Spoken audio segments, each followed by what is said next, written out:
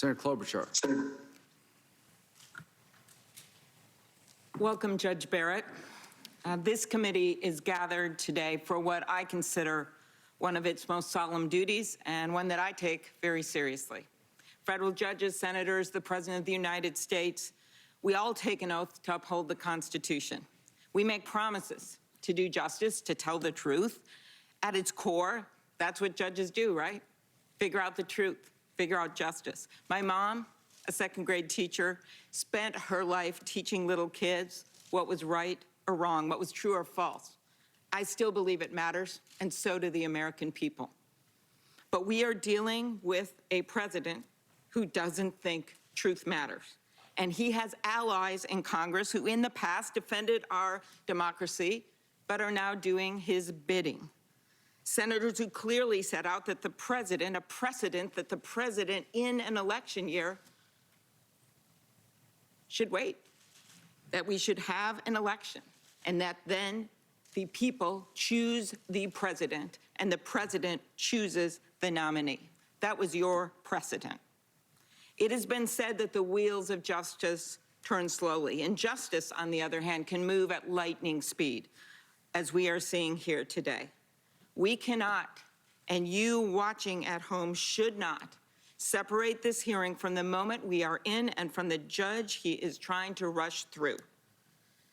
To respond to Senator Cruz, this isn't a rush to justice. This is a rush to put in a justice whose views are known and who will have a profound impact on your life. And yes, these policies that the court decides, they matter. Where you can go to school, who you can marry, decisions you can make about your own body, and yes, your health care. The president knows this. We have a president who has refused to commit to a peaceful transfer of power after an election. Every candidate does that, but not this guy. We have a president who has fired or replaced 5 inspector generals, Senator Grassley, who has fired an attorney general, an FBI director, and is now going after their replacements. We have a president who divides our country each and every day. He has called our military suckers and losers. He's refused to condemn white supremacists, and he has the gall to hold up a Bible as a prop in front of a church instead of heeding its words, to act justly. And now he says this election will end up in court. Why, Senator Cruz? Does President Trump matter? He is putting the Supreme Court in place, in his words, to, quote, look at the ballots, end quote.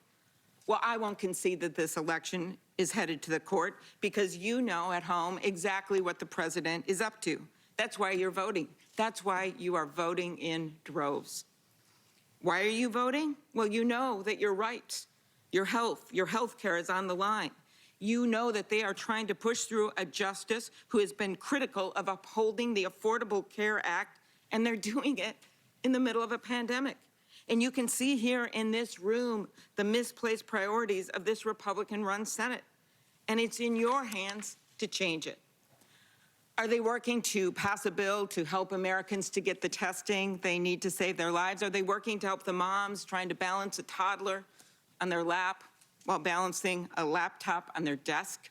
Are they trying to help our seniors isolated, missing graduations and birthdays? Are they passing the bill the House passed that would help our economy?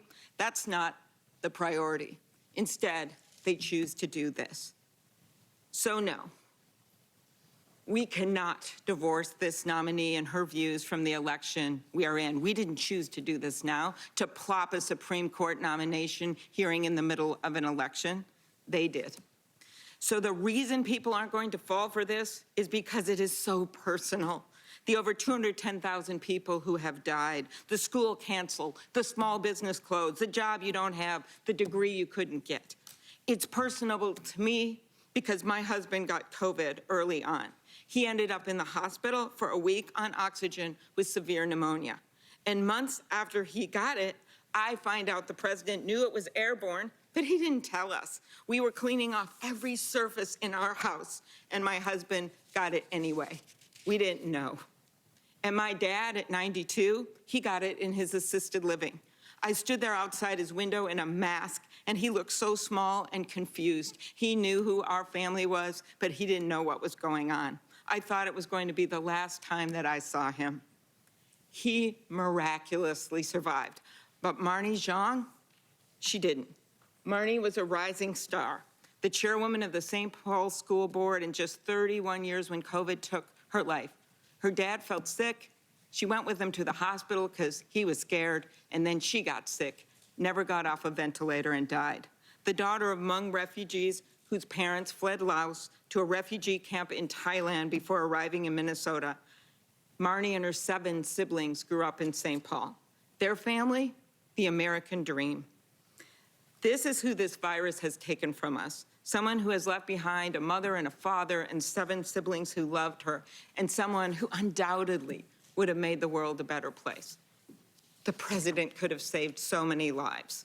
Instead, he's been reckless, packing people in without masks for your nomination party, Judge Barrett. 35 people got sick. The president himself ends up in the hospital, and when he leaves Walter Reed still contagious, he defiantly takes off his mask and walks into the White House. And then he lies and says the virus will magically go away. The truth matters. And the truth is, America, that this judicial nominee has made her views so clear. And this president is trying to put her in a position of power to make decisions about your lives. The Affordable Care Act protects you from getting kicked off of your insurance. That's on the line. The president has been trying to get rid of Obamacare since he got in power. John McCain went in and stopped it with that big thumbs down. Then they went and brought a case to the U.S. Supreme Court, and they're now trying to stack the deck against you right now. The last time this was before the court in a big way was when Justice Roberts, not exactly a blazing liberal, voted the same as Justice Ginsburg to uphold the Affordable Care Act. And this nominee, she criticized him. America, this is about you. It's about these 2 girls up here, Evelyn and Mariah, identical twins from Cambridge, Minnesota, honor roll students, star athletes. They play in the softball team. One's a pitcher, one's a catcher. They also play basketball. One of them got severe diabetes when she was very young. Doesn't matter which one, the pitcher, the catcher, they both deserve good health care. They get that with one stroke of a pen, one judge can decide if millions of Americans, including their family, would lose their insurance. One judge can decide if millions of Americans can lose their right to keep their kids on their insurance till they're 26 years old. One judge can decide that if seniors' prescription drugs, which already are too high, could soar even higher. This is a judgeship that was held by an icon who voted to protect your health care, Ruth Bader Ginsburg, a woman who never took no for an answer. When they told her a girl shouldn't go to law school, she graduated first in her class. And when they told her a man should argue landmark equal protection cases because maybe they'd have a better chance of winning, she did it herself, and she won. She never gave up. She had her own hashtag well into her 80s, the notorious RBG. And her last fervent wish was that a new president, the winner of this election, would pick her replacement. When you look at her opinions, you realize she wasn't just writing for today, she was writing for tomorrow. To the women of America, we have come so far, and in the name of RBG, we should not go backwards.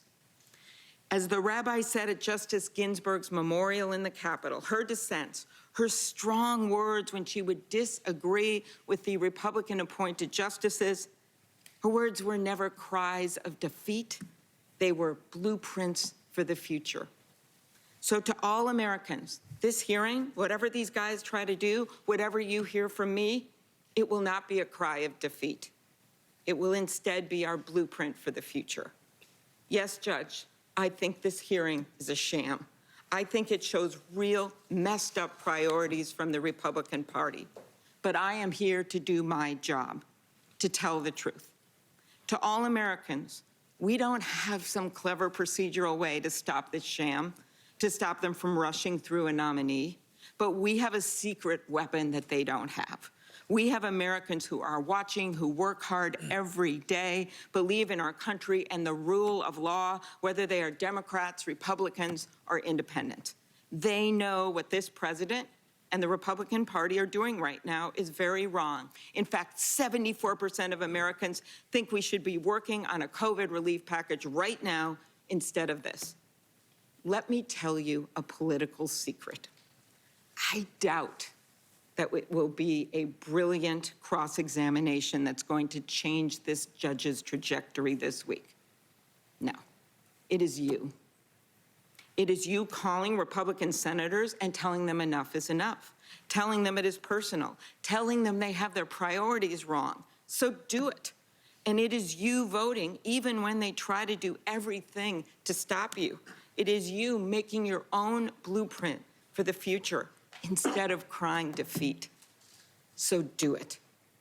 This isn't Donald Trump's country. It is yours. This shouldn't be Donald Trump's judge. It should be yours. Thank you, Mr. Chairman.